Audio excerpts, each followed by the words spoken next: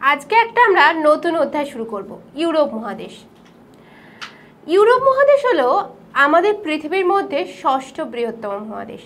আমরা আগে এশিয়া মহাদেশ, আফ্রিকা মহাদেশ সম্বন্ধে জেনেছি। এশিয়া বৃহত্তম মহাদেশ আর আফ্রিকা মহাদেশ হলো দ্বিতীয় বৃহত্তম। আর আয়তনের দিক থেকে ইউরোপ মহাদেশ কিন্তু ষষ্ঠ স্থান অধিকার করে আছে। এই ইউরোপ মহাদেশ একটা ছোট্ট মহাদেশ, কারণ আমাদের 7টা মহাদেশ, তার মধ্যেই ষষ্ঠ স্থান হচ্ছে ইউরোপ মহাদেশ। সেহেতু একটু ছোট্ট মহাদেশ, কিন্তু সংস্কৃত, শিল্প, ধর্ম, ব্যবসা বাণিজ্য, শিক্ষা এই সমস্ত কিছু দিক থেকে কিন্তু এটা আলোচিত একটি মহাদেশ। আজকে আমরা এই ইউরোপ মহাদেশের ভূপ্রকৃতি, নদ নদী নিয়ে আলোচনা করব। ইউরোপ মহাদেশ যেমন প্রাকৃতিক দিক থেকে স্বয়ং সমৃদ্ধ, তেমনি আঞ্চলিক দিক থেকেও কিন্তু ভীষণভাবে একটি উন্নত মহাদেশ। আমরা প্রথমেই তাহলে ভূপ্রকৃতি দিয়ে শুরু করি, তারপর নদ নদী আসবো। আরও বিভিন্ন ক্লাসে আমরা পরপর এগুলোর ভূপ্রকৃতি এবং আঞ্চলিক পার্টটা নিয়ে আলোচনা করব। এই ইউরোপ মহাদেশের ভূপ্রকৃতি শুরু করার আগে আমরা এর কিছু বেসিক ইনফরমেশন নিয়ে একবার এই ইউরোপ হলেও প্রায় 80 কোটির কাছাকাছি জনসংখ্যা কিন্তু লক্ষ্য করা যায়। এখানে কতগুলো দেশ রয়েছে? বর্তমানে 44টি দেশ রয়েছে এই মহাদেশে। এই 44টি দেশের মধ্যে সবথেকে বৃহত্তম দেশ কিন্তু রাশিয়া। রাশিয়ার কিছুটা অংশ ইউরোপ মহাদেশে পড়লেও রাশিয়ার বাকিটা অংশ কিন্তু এশিয়া মহাদেশের অন্তর্গত। এই রাশিয়ার রাজধানী কি? মস্কো। এটা কিন্তু জেনে রাখবে আমাদের। তাহলে ইউরোপ মহাদেশের প্রধান দেশ হলো রাশিয়া, যার রাজধানী হলো মস্কো। সর্বোচ্চ পর্বত কি? Mount Elburz. সর্বোচ্চ পর্বত মাউন্ট এলবুর্জ। দীর্ঘতম নদী কি? ভলগা। আর বৃহত্তম হ্রদ লাডোগা। এই গেল আমাদের একদম বেসিক ইনফরমেশনগুলো। তাহলে আমরা সরাসরি একদম ভূপ্রকৃতিতে ঢুকে পড়ি। দেখে নিই এই ভূপ্রকৃতি কয়েকটি ভাগে, কতগুলি ভাগে বিভক্ত।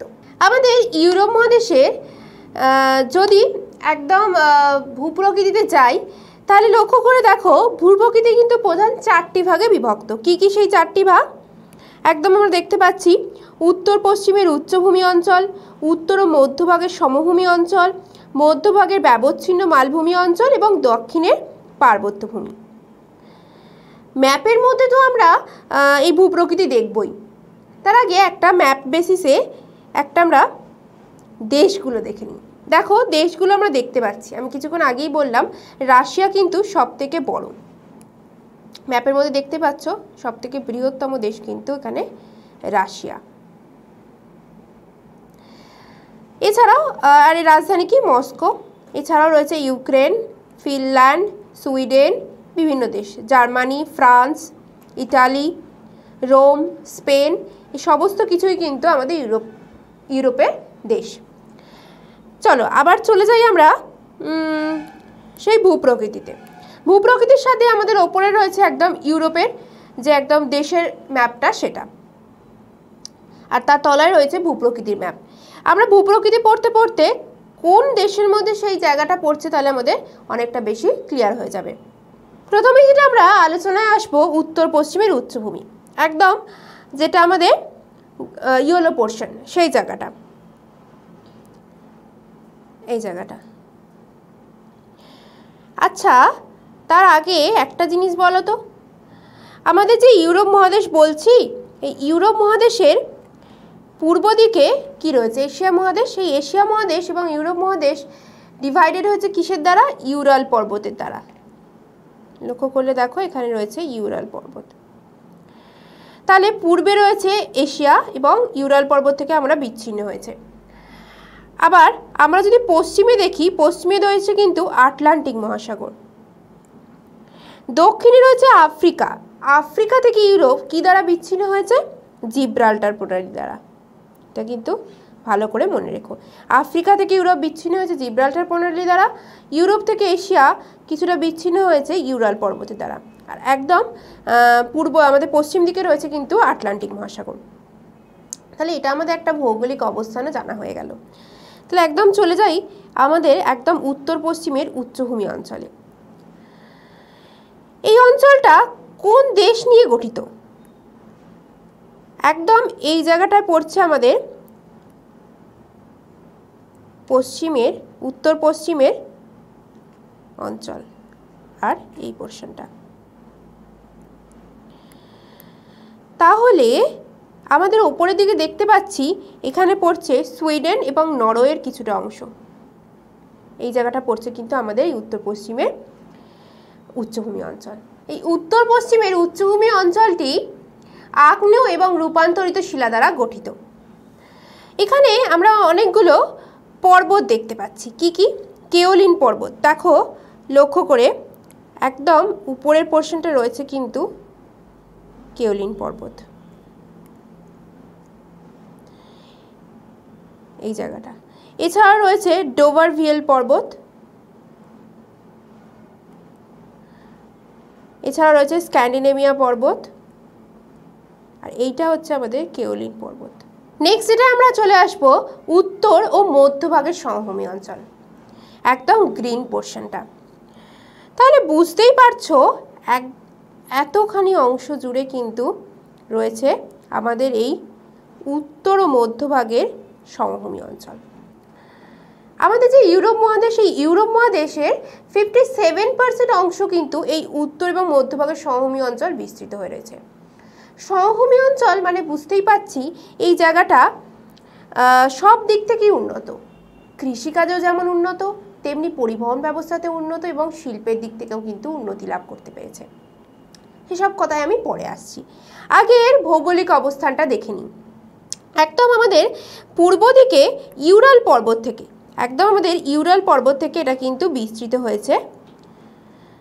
পশ্চিম দিকে কৃষ্ণ সাগরের উপকূল বরাবর কিন্তু এটা বিস্তৃত, এবং এই দিকে আরও গেলে আমাদের ইংলিশ চ্যানেল পর্যন্ত কিন্তু এটা বিস্তৃত হয়েছে এই সমভূমি অঞ্চল।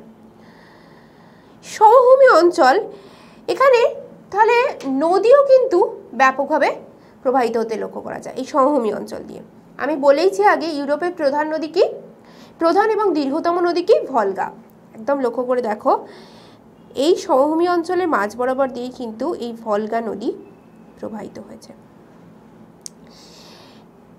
এই সমভূমি অঞ্চলটি 180 মিটারের মতো উঁচু। এই যে সমভূমি অঞ্চল, ম্যাপের মধ্যে লক্ষ্য করে দেখো রাশিয়ার বেশিরভাগ অংশটা কিন্তু ঘিরে রেখেছে। এই রাশিয়া, নিচে দেখো লক্ষ্য করে সমভূমি অঞ্চলের বেশিরভাগ অংশটাই কিন্তু এই রাশিয়া দেশের মধ্যে পড়ে যাচ্ছে। এখানে যে নিচু অংশগুলো রয়েছে সেগুলো কিন্তু ভরাট হয়ে গেছে। সেই সমস্ত জমিকে কিন্তু ভরাট করে এখানে পোল্ডার ভূমি তৈরি করা হয়েছে। এছাড়াও এই রাশিয়ার মস্কোর কাছে, মানে এই জায়গাটা মস্কো, মানে এই জায়গাটায় এই মস্কোর কাছে রয়েছে এই সমভূমি অঞ্চলের উচ্চতম অংশ ভলডাই পাহাড়। কি নাম? ভলডাই পাহাড়। এটা এই অংশের কিন্তু উচ্চতম অংশ। এই ভলডাই পাহাড় থেকেই কিন্তু এই ভলগা যে নদী সেটা কিন্তু উৎপত্তি হয়েছে। এইখানেই রয়েছে কিন্তু আমাদের ইউরোপ মহাদেশের দীর্ঘতম হ্রদ বা বৃহত্তম হ্রদ যেটাই বলো, যেটার নাম হচ্ছে লাডোগা। আমি আগেই বলেছি যেটার নাম হচ্ছে লাডোগা হ্রদ অবস্থিত। তাহলে আমাদের কাছে এই সমভূমি অঞ্চল সম্বন্ধে একটা ক্লিয়ার ধারণা পেলাম। নেক্সট ডে চলে আসবো মধ্যভাগের ব্যবচ্ছিন্ন মালভূমি সম্বন্ধে। মধ্যভাগের ব্যবচ্ছিন্ন মালভূমি, একদম পার্পেল কালারটা মধ্যভাগের ব্যবচ্ছিন্ন মালভূমির মধ্যে পড়ছে। প্রাকৃতিক ক্ষয়কার্যের ফলে এটি প্রাচীন সিল্ক গঠিত মালভূমিতে কিন্তু পরিণত হয়েছে। আমরা কোন কোন দেশ এখানে দেখতে পাচ্ছি? ফ্রান্সের মধ্যে পড়ছে এই জায়গাটা, কিছুটা জার্মানির কিছুটা অংশ পড়ছে, পোল্যান্ডের কিছুটা অংশ পড়ছে, অস্ট্রিয়া কিছুটা অংশ পড়ছে এই ব্যবচ্ছিন্ন মালভূমির মধ্যে। ফ্রান্স ও জার্মানিতে একটি হার্সিনিয়ান মালভূমি নামে পরিচিত। ফ্রান্স এবং জার্মানিতে এটি হার্সিনিয়ান মালভূমি নামে পরিচিত। হার্সিনিয়ান।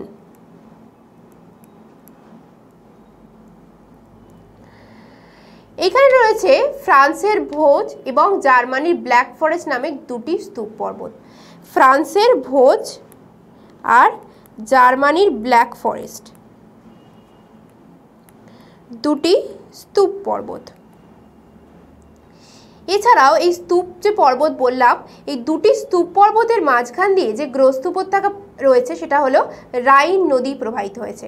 এই রাইন যে নদী প্রবাহিত হয়েছে তার একটা উপত্যকা সৃষ্টি হয়েছে, যেটাকে বলা হচ্ছে গ্রস্ত উপত্যকা, জার্মানি এবং ভোজ এই দুটির মাঝখানে। এছাড়াও এখানে লক্ষ্য করে নিলে দেখো ম্যাটারহর্ন রয়েছে, একটি পর্বত শৃঙ্গ। এছাড়াও দেখো সেন্ট্রাল ম্যাসিভ বলে একটি সমভূমি রয়েছে। এইগুলো এখানে জার্মানির ব্ল্যাক ফরেস্ট আমরা লক্ষ্য করে দেখতে পাচ্ছি এই ব্যবচ্ছিন্ন মালভূমির মধ্যে। তাহলে এই গেল কিন্তু ব্যবচ্ছিন্ন মালভূমি। এখান থেকে আমাদের যেটা জানার বিষয় যে উল্লেখযোগ্য কি কি রয়েছে। আমরা ভূপ্রকৃতি পড়তে গেলে এতটা ডিটেলসে তোমাদের সিলেবাসে হয়তো নেই। আমরা সেই উত্তর পশ্চিমের উচ্চভূমি অঞ্চল থেকে বা কোন জায়গাটা বেশি ইম্পর্টেন্ট সেটা নেব। প্রত্যেকটা মানে 4টে পার্ট থেকে কোন জায়গাটা বেশি ইম্পর্টেন্ট সেটা আমাদের জানা দরকার। তাহলে আমরা বুঝতে পারবো ওভারঅল ইউরোপের মধ্যে যে প্রাকৃতিক যে বৈচিত্র্যটা সেটা ফুটে উঠছে। কোথাও যেমন দেখতে পাচ্ছি উচ্চভূমি, মাঝখানে রয়েছে আবার সমভূমি, আবার দক্ষিণের দিকে যাচ্ছি যখন তখন দেখছি মালভূমি অঞ্চল। তাহলে আমরা এর বৈচিত্র্যপূর্ণতাকে অনেকটা বেশি ধরে নিতে পারবো। নেক্সট যেটা চলে আসবো একদম দক্ষিণে পার্বত্যভূমি। দক্ষিণ দিক মানেই যেটা সমভূমি অঞ্চল বা এটা উপকূলীয় অঞ্চল হবে সেটা কিন্তু নয়। এখানে রয়েছে দক্ষিণের পার্বত্যভূমি অঞ্চল। এখানে কি কি ধরনের পর্বত লক্ষ্য করা যায়, পর্বত শৃঙ্গ, পর্বত শ্রেণী রয়েছে সেটা নিয়ে এবার আলোচনায় আসবো। ইউরোপ মহাদেশের একদম দক্ষিণাংশ মানে পার্বত্য অঞ্চল। ইউরোপ মহাদেশের সমগ্র দক্ষিণাংশ নিয়ে কিন্তু এটি গঠিত। সুউচ্চ পর্বতময় ভূমি অবস্থান করছে, যাকে আল্পীয় পর্বতমালাও কিন্তু বলা হয়। কেন বলা হয়? এখানে আল্পস পর্বতশ্রেণী কিন্তু লক্ষ্য করা যায়। আল্পস পর্বতশ্রেণীটি পূর্বে কাস্পিয়ান সাগর থেকে পশ্চিমে আটলান্টিক মহাসাগরের একদম উপসাগর পর্যন্ত বিস্তৃত। ম্যাপের মধ্যে আমরা যদি দেখি, লক্ষ্য করে দেখো একদম যে খয়েরি পোর্শনটা মানে একদম ব্রাউন কালার যে জায়গাটা, এই জায়গাটা পড়ছে কিন্তু আমাদের পার্বত্য অঞ্চল। এখানে সবথেকে বৃহত্তম পর্বতশ্রেণী রয়েছে। এখানে সবথেকে বৃহত্তম পর্বতশ্রেণী হচ্ছে আল্পস পর্বতশ্রেণী। এই আল্পস পর্বতশ্রেণীর সর্বোচ্চ শৃঙ্গ হচ্ছে মো ব্লা। সর্বোচ্চ শৃঙ্গ মো ব্লা, যেটা হচ্ছে ইউরোপ মহাদেশের দ্বিতীয় উচ্চতম শৃঙ্গ।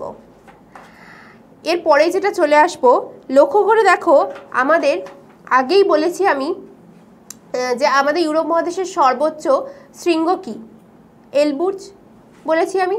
এই এলবুর্জ শৃঙ্গ কোন পর্বতশ্রেণীতে অবস্থিত?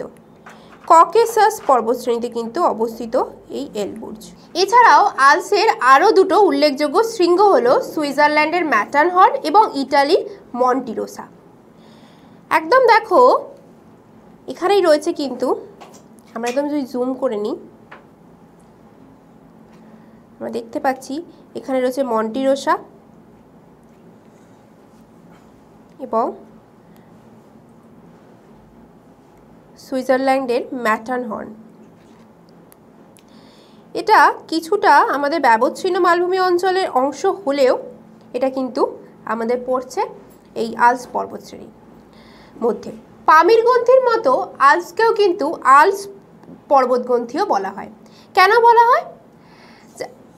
পামিরগ্রন্থি থেকে যেমন অনেক ধরনের পর্বতশ্রেণী প্রসারিত হয়েছে বা বিস্তৃত হয়েছে, তেমনি আল্পস থেকেও কিন্তু বিভিন্ন ধরনের পর্বতশ্রেণী বিস্তৃত হয়েছে। যেমন সিয়েরা নেভেদা, ক্যাপেনাইন, ডিনারিকা, পিন্ডার্স, ককেসাস, বোলকান প্রভৃতি পর্বতশ্রেণী কিন্তু বিস্তৃত হয়েছে। তাহলে আমাদের এই পার্বত্য অঞ্চল কিন্তু ভীষণভাবেই ইম্পর্টেন্ট। এই আমাদের আলাদাভাবে এই পার্বত্য অঞ্চল কিন্তু টিকা হিসেবে আসতে পারে। তাহলে আমাদের এখান থেকে জানলাম যে আমাদের এলবুর্জ কোন পর্বতশ্রেণীর সবচেয়ে বড় শৃঙ্গ? ককেসাস পর্বতশৃঙ্গ, আর এলবুর্জ হলো ইউরোপের উচ্চতম শৃঙ্গ। আর দ্বিতীয় উচ্চতম শৃঙ্গ কি?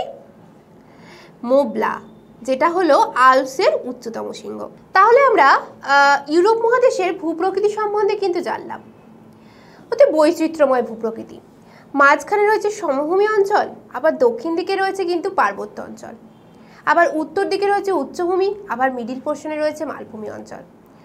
এবং সেই মালভূমি অঞ্চলে কি কি বৈচিত্র্যপূর্ণ বৈশিষ্ট্য আছে সেটাও কিন্তু আমরা সংক্ষিপ্ত আলোচনা করলাম। আমাদের সিলেবাসে যেটুকু আছে সেটুকু নিয়েই কিন্তু আমি আলোচনা করলাম। এবার নেক্সট যেটা আমরা একটু আলোচনা করে নেব, এর উল্লেখযোগ্য নদ নদীগুলো নিয়ে একটু আলোচনা করে নেব। এই যে নদ নদী, এই নদ নদীকে কিন্তু প্রধান যদি 4টি ভাগ করি তাহলে হবে উত্তর দিকে উত্তর বাহিনী নদ নদী, দক্ষিণ দিকে দক্ষিণ বাহিনী, আর পূর্ব এবং পশ্চিম বাহিনী। আমরা তাহলে একটু দেখে নিই প্রথমে যে উত্তর বাহিনী নদীগুলো কি কি, দক্ষিণ বাহিনীগুলোই বা কি কি। একদম আমরা ম্যাপের মধ্যে লক্ষ্য করি। চলো, উত্তর দিকে কোন নদী প্রবাহিত হয়েছে? উত্তর ডুইনা। এখানে দেখতে পাচ্ছি আমি নদীটি প্রবাহিত হয়ে কিন্তু শ্বেত সাগরে পড়েছে। ওনেগা করে দেখো, এখানে রয়েছে কিন্তু ওনেগা নামক একটি হ্রদ। আমাদের ইউরোপ মহাদেশের বৃহত্তম হ্রদ কি বলেছি? ল্যাডোগা বা লাডোগা, যে যেমন উচ্চারণ করে, লাডোগা হ্রদ এখানে রয়েছে।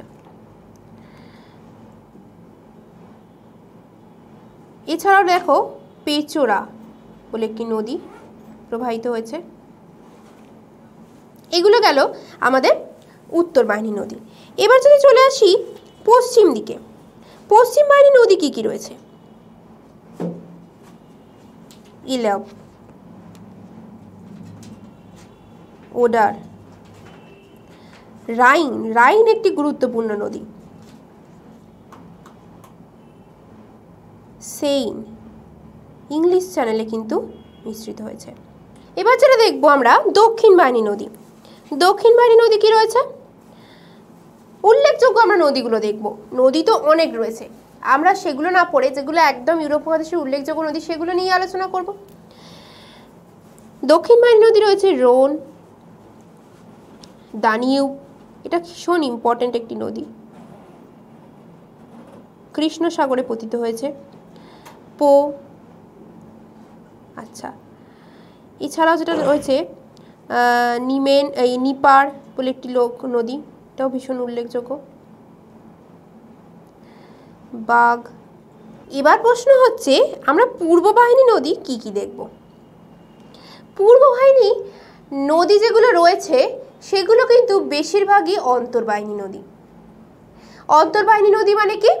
যেগুলো সেই দেশের মধ্যেই উৎপত্তি লাভ করে এবং দেশের মধ্যেই কোনো হ্রদ জলাশয়ে গিয়ে মিশ্রিত হয়, বাইরের কোনো সাগর, মহাসাগর বা উপসাগরে গিয়ে কিন্তু মিলিত হয় না।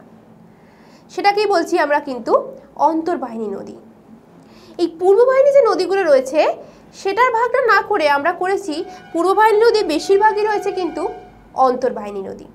এই যে আমি বললাম ভলগা, ভলগা কিন্তু পূর্ব দিকে প্রবাহিত হয়েছে, কিন্তু পূর্ব বাহিনী নদী হলেও এটা কিন্তু অন্তর্বাহিনী নদী। যেমন দেখো এখান দিয়ে প্রসারিত হয়েছে কিন্তু ভলগা, যেটা কিন্তু ইউরোপ মহাদেশের দীর্ঘতম নদী। কোথায় পতিত হয়েছে? একদম কাস্পিয়ান সাগরে। এই তো আমরা দিক অনুসারে কিছু ভাগ করলাম। এবার একটা ইম্পর্টেন্ট কথা বলে রাখতে হবে, আমি বলেছি ইউরোপ মহাদেশের একটি উল্লেখযোগ্য পর্বতশ্রেণী হচ্ছে আল্পস। দুটি প্রধান জলবিভাজিকা দ্বারা কিন্তু ইউরোপ মহাদেশের নদ নদীগুলোকে বিভক্ত করা যায়। দুটি প্রধান জলবিভাজিকার কাজ করে কি? আল্পস পর্বতমালা একটা কাজ করে, আর একটা হচ্ছে ভলডাই পাহাড়ি অঞ্চল বা ভলডাই পর্বত। আমরা আগেই বললাম কোথায় রয়েছে, রাশিয়ার মস্কোর কাছে কিন্তু এই ভলডাই পর্বতটা রয়েছে। এই দুটি পর্বত থেকে নির্গত হয়েছে, তার উপর ভিত্তি করে কিন্তু আমরা ভাগ করেছি।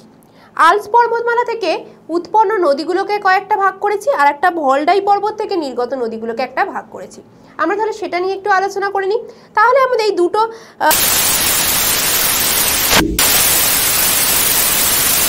উৎপন্ন নদীগুলো, এই দুটো নিয়ে আলোচনা করলে আমাদের ওভারঅল ইউরোপ মহাদেশের উল্লেখযোগ্য নদীগুলো নিয়ে কিন্তু আলোচনা হয়ে যাবে। তাহলে আমরা সংক্ষিপ্ত একটু আলোচনায় আসি। প্রথমে যেটা আসবো, আল্পস পর্বত থেকে উৎপন্ন নদী রাইন নদী। রাইন নদী আমরা ম্যাপের মধ্যে চলো দেখব কোথায়। আমি কিছুক্ষণ আগেই কিন্তু তোমাদের দেখিয়েছি রাইন নদী। রাইন নদী একদম ইংলিশ চ্যানেলে কিন্তু পতিত হয়েছে, ঠিক আছে। তাহলে রাইন নদী আল্পস পর্বত থেকে উৎপন্ন হলো এবং ফ্রান্স, পোল্যান্ড, নেদারল্যান্ড এই সমস্ত দেশগুলির মধ্য দিয়ে প্রবাহিত হয়েছে এবং উত্তর সাগরে পড়েছে। ইংলিশ চ্যানেলের কাছে একদম উত্তর সাগর রয়েছে। যদি আমরা দেখি কিন্তু এখানটা ইংলিশ চ্যানেল, তাহলে রাইন নদী একদম এই জায়গাটায়, মানে একদম বলা যায় উত্তর সাগরের দিকে কিন্তু প্রসারে।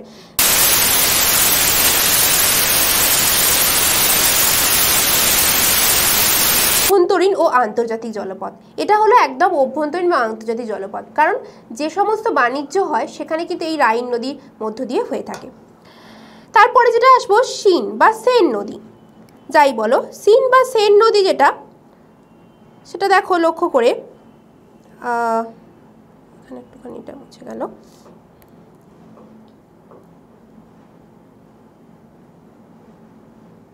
এই যে এটা যেটা ম্যাপের মধ্যে যে নামটা রয়েছে সেইন নদী, এই নামটা রয়েছে এই নদীটি কোথায় পতিত হয়েছে? ইংলিশ চ্যানেলে পতিত হয়েছে। আর উৎপত্তি কোথায়? একদম বললাম আল্পস পর্বত থেকে, তারপর উত্তর পূর্ব দিকে প্রসারিত হয়েছে। এরপরে যেটা আসবো, রোন। এই নদীটি ফ্রান্সের সেন্ট্রাল ম্যাসিভ মালভূমি থেকে উৎপন্ন হয়ে ভূমধ্যসাগর অন্তর্গত লিও উপসাগরে পড়েছে। তাহলে চলো দেখে নিই রোন নদী। রোন নদীটি ভূমধ্যসাগরে পতিত হয়েছে। আর আমি বলছি যে ম্যাসিভ মালভূমি। আমরা যদি এখানে চলে আসি একটু, এখানে রয়েছে না ম্যাসিভ মালভূমি, এই জায়গাটা, তাহলে এই ম্যাসিভ মালভূমির মধ্যে বুঝতে পারলাম কিন্তু এই জায়গাটা পড়ছে। নেক্সট জায়গা চলে আসি, এলব। আল্পস পর্বত থেকে উৎপন্ন হয়ে চেক প্রজাতন্ত্র এবং জার্মানির মধ্য দিয়ে প্রবাহিত হয়ে উত্তর সাগরে পড়েছে। এর প্রধান দুটি উপনদী হলো হ্যাভেন এবং অর্জু। তাহলে চলো দেখি কোথায় রয়েছে আমাদের ওই উপনদী, এলব নদী একদম উত্তর সাগরে পতিত হয়েছে। এছাড়াও এই আল্পস পর্বত থেকে উৎপন্ন হয়েছে, আমরা দেখেছি আগে, পো এবং দানিউব নদী, এই দুটো পর্বত অ্যাড্রিয়াটিক সাগরে পড়েছে। আর দানিউব নদী এই আল্পস পর্বত থেকে উৎপন্ন হয়ে কিন্তু কৃষ্ণ সাগরে পতিত হয়েছে। থেকে কোন কোন নদী উৎপন্ন হয়েছে জানলাম। তাহলে আমাদের যেটা সিলেবাসে রয়েছে, নদীগুলোর উৎপত্তি জানতে হবে এবং তার পতিত স্থান জানতে হবে। আমাদের ওভারঅল জানা হয়ে গেল কি কি নদী। তাই নেক্সট চলে আসবো একদম ভলডাই নদীতে। এবার চলে আসি ভলডাই পর্বত থেকে কি কি নদী উৎপত্তি হয়েছে সেটা দেখব। ভলডাই পর্বত থেকে প্রধান যে নদীটি উৎপত্তি হয়েছে সেটা হলো ভলগা। এটা হলো ইউরোপের দীর্ঘতম নদী। তারপর কোথায় পতিত হয়েছে? আমরা আগেই কিন্তু জেনেছি ক্যাস্পিয়ান সাগরে কিন্তু পতিত হয়েছে। দেখো এখানে এই জায়গাটা বলেছি আমি, পড়ছে কিন্তু রাশিয়া দেশের মস্কো শহর, সেখান থেকে উৎপন্ন হয়ে একদম কাস্পিয়ান সাগরে কিন্তু পতিত হয়েছে। এছাড়াও যে নদীগুলো উৎপত্তি হয়েছে, নিপার, উত্তর ডুইনা, ওনেগা। আমরা চলো আগেই দেখেছি কিন্তু এই নদীগুলো, আমি সেই জন্যই আগে একবার নদীগুলো তোমাদের চিনিয়ে দিলাম যাতে তোমাদের মনে রাখতে সুবিধা হবে। এই যে উত্তর ডাইনা, এই নদীটা কিন্তু উৎপন্ন হয়েছে। আচ্ছা, এছাড়াও বললাম আমি কি, নিপার, এই যে নিপার নদীটি উৎপত্তি হয়েছে। আচ্ছা, এছাড়াও বলেছি ওনেগা, এই নদীটি। এছাড়াও আরও যে দুটো নদী আছে সেটা হচ্ছে নিমেন, এটাও ভলডাই পর্বত থেকে উৎপন্ন হয়েছে, এবং পশ্চিম ডুইনা, এটাও কিন্তু ভলডাই পর্বত থেকে উৎপন্ন হয়েছে। এই দুটি নদী কিন্তু পতিত হয়েছে বাল্টিক সাগরে। আচ্ছা, আর এদিকে ওনেগা আর উত্তর ডুইনা, এই দুটোই কিন্তু পতিত হয়েছে শ্বেত সাগরে। তাহলে আমাদের ভলডাই পর্বত থেকে কি কি নদী উৎপত্তি হলো? ভলগা, উত্তর ডুইনা, ওনেগা, আচ্ছা এদিকে নিমেন, পশ্চিম ডুইনা আর নিপার। আর একবার মনে করাই, আল্পস পর্বত থেকে কী কী নদী উৎপত্তি হয়েছে?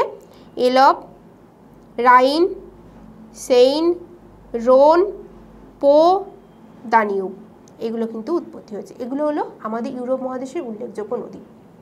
তাহলে আমরা উৎপত্তি এবং তার পতিতস্থান নিয়ে আলোচনা করলাম, এবং এটা মনে রাখতে আমাদের সুবিধা হবে প্রধান দুটি যে পর্বত থেকে উৎপন্ন হয়েছে সেগুলো কোনগুলো, আল্পস এবং ভলডাই, এবং কী কী নদী উৎপত্তি হয়েছে সেটাও জানলাম। ওভারঅল তাহলে দেখো আমাদের ইউরোপ মহাদেশের নদীটা কিন্তু সংক্ষিপ্তভাবেই হোক সেটা কিন্তু সলভ হয়ে গেল।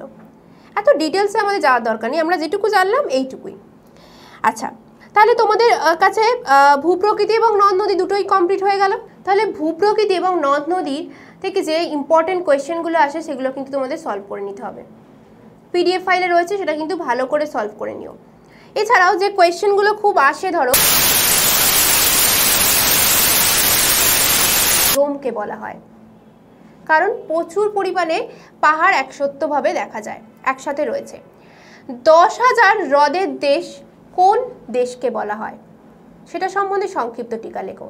ফিনল্যান্ড দেশকে কিন্তু বলা হয়, কারণ ওখানে প্রচুর পরিমাণে কিন্তু হ্রদ লক্ষ্য করা যায়। কেন লক্ষ্য করা যায়? কারণ হিমবাহের ক্ষয়কার্যের ফলে কিন্তু এখানে বিভিন্ন ধরনের হ্রদের সৃষ্টি হয়েছে। কারণ হিমবাহ গলিত অবস্থায় রয়েছে, হিমবাহ ক্ষয়ের ফলে সেটা অনেক মাত্রায় গলতে শুরু করেছে। হিমবাহ গলনের জন্য কিন্তু এখানে প্রচুর পরিমাণে হ্রদের সৃষ্টি হয়েছে। এছাড়াও আরও যে ইম্পর্টেন্ট কোয়েশ্চেনগুলো রয়েছে সেগুলো তোমরা অবশ্যই পিডিএফে দেখে নিও। আমি কিছু ইম্পর্টেন্ট কোয়েশ্চেন নিয়ে অবশ্যই তোমাদের আলোচনা করে নেবো, যেরকম আমি ক্লাসে আলোচনা করে নিই।